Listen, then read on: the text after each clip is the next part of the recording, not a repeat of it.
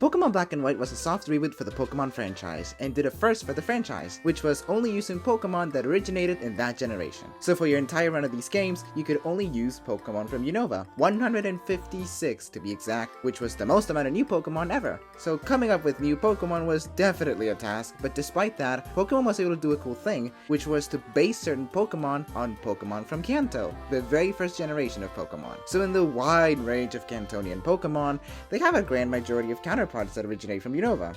And there's a bunch of them. Like, if I were to pressure you and name them all, you probably couldn't. Let's try right now. You have 5 seconds to name as many as you can. Go! If you didn't have any answers, then let me take you on a trip and point out all the Kanto and Unova counterparts.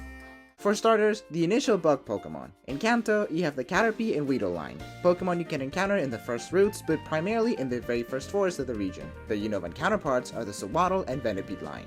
While you may not encounter them in early routes, you do find them in the very first forest of the region. Plus, one of them seems more friendly and the other has a very useful type of poison. Also, one of them is more viable than the other. Earlier Pokemon in both regions tend to be more similar to the counterparts, but as we go along, you'll see that sometimes they feel like a stretch, but bear with me. It'll make sense, but we'll cross that bridge when we get there. Next we have the Pidove line, which very obviously is based on the Pidgey line. Both a 3-stage evolution that are normal and flying type. Plus, both are the first bird Pokemon you encounter in the games, although Pidgey is accessible earlier. Another kind of obvious one, the Rattata and Patrat line. Both the first normal type Pokemon you encounter, both rodent Pokemon, and both beasts if you use them properly. Now here's one that was made as a counterpart, Emolga, who was part of the Pikachu clone family. A little difficult to see whose counterpart it is, but this one is more spread out across the region compared to its mysterious Kantonian counterpart. Here's one that might seem like a stretch, the Sandshrew and Dribble line. Primarily ground type, it's a 2-stage evolution line, and while Sandshrew is accessible much more earlier than Dribble, and only Excadrill gets the steel type, both are Pokemon that are known for its long claws that are useful for burrowing and slashing enemies, which makes them similar enough. Honestly, maybe it should have gone the steel type. The Alolan versions have it. I think the regular Sandslash should as well. Next is the case of not really knowing which one is the counterpart. It's the Minccino line with either the Clefairy or Jigglypuff line. The three are not so common normal type Pokemon who evolve exposed to an evolutionary stone. Stat-wise, Minccino is like the middle point of the other two, and move-wise, the three get very diverse move pools. So really, I leave it up for interpretation. It could be either or. Honestly, I would just pick my favorite, and in my case, it would be the Jigglypuff line, but really, it's up to you. Another obvious one, the Woobat and Zubat lines. Bat-inspired Pokemon that have another type and are Pokemon that are very common in most caves in the region. And fun fact, that was the first Pokemon I ever caught on to be a counterpart to a Kanto Pokemon. I remember looking at them and just going, huh, it's giving Zubat. While a lot of their traits don't match up, physically they look alike, but that's kind of it. The Paras and Dwebble lines. Both are insectoid Pokemon that kind of look like crabs with things in their back that are essential to their lore, plus both are bug-type Pokemon with another cool type. The most notable difference is that one of them is actually a viable line. Why would you ever use the Paras line? Sorry, little guy. Another case of Physicality doing the heavy lifting, the Meowth and Purloin lines. Both inspired in malicious felines, they also learn primarily normal and dark type moves. The Purloin line is miles more accessible than the Meowth one, and while both lines are completely different types, I think the Meowth line probably should have become dark type. Especially since they learn a lot of dark type moves, and are very dark type looking. If you thought some of these were a stretch, check this one out. The Psyduck and Ducklet lines. Literally the only thing in common they have are their duck origins and their water type.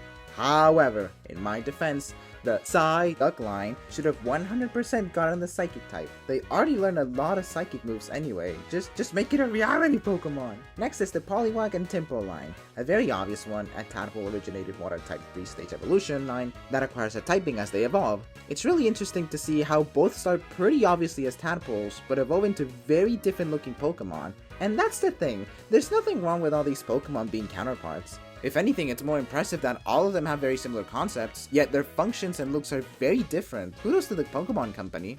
Next is the Machop and Timber line. This one is near a perfect match. A 3-stage fighting type line that's accessible around the early midpoint of the game, but also because they have the worst curse in the history of Pokemon, having a trait evolution. The Tentacool and Frillish lines, both 2-stage Pokemon with dual typing that are based on jellyfishes and are locked behind the Surf TM. Although Tentacools are much more common, the Frillish line do have very cool different looking variants. In a way, they're kind of similar to the Nido lines. Another almost perfect match, the Geodude and Roggenrola lines. Both are rock-type 3-stage rock-inspired evolution line that are very common in caves. And while the Geodude line might have the added ground type, both lines also suffer the case of trait evolutions. This one is the case of the typing being the only thing they don't share. It's the Ponyta and Blitz lines, both 2-stage equestrian inspired Pokemon line. And yeah, one of them is fire type and the other is electric type, but both are notorious for their attack and especially their speed. One does evolve sooner than the other though. Another tie, I can't really decide which one fits better, so I'll leave it up to my smart and beautiful audience. It's the Trubbish line with either the Grimer or the Coughing line. The 3 are 2-stage Pokemon lines that are trash inspired, and the 3 are poison types and are kind of known for being used by the evil teams. So pick your poison. Get it?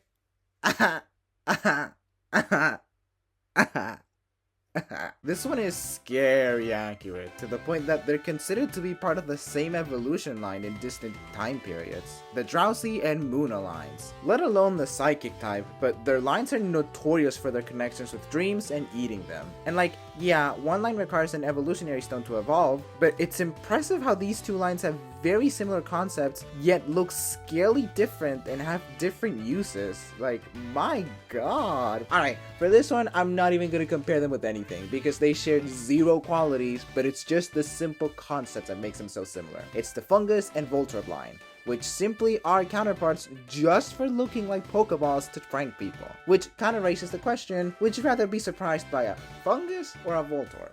Comment down below! This is your reminder to consider subscribing as it really helps the channel. Please leave a like and comment down below. Thank you! Here's another obvious one. Hitmonlee, Hitmonchan, and Throh and Sawk, both strong fighting type Pokemon that are version exclusive. Now the question is, which one parallels which one? Comment down below. Throh and Hitmonchan are each other's counterparts since they're more defensive Pokemon, and Hitmonlee and Sawk are more offensive Pokemon. See? That easy. Oh my god, I thought I had to put the noise just in post. Oh my goodness. Next is Chansey and Audino. Both share their normal type, and while both have stupid different availabilities, the reason they are counterparts is because both are helper and healer Pokemon, which is best represented by the fact that they are the Pokemon that help Nurse Joy in their respective regions in the anime. Next we have the Pseudo Dragon type line that evolves stupid late, the Dratini and Dino lines. Both stupid powerful dual type Pokemon that take ages to evolve but hit like a massive truck. Seriously, why do these Pokemon take ages to evolve? Imagine being a baby for like 40 years. My god. And lastly, we have... I think it's pretty obvious. Okay. Before we wrap up, let's see how many Unova Pokemon have a counterpart with a Kanto Pokemon. Let's see the total results.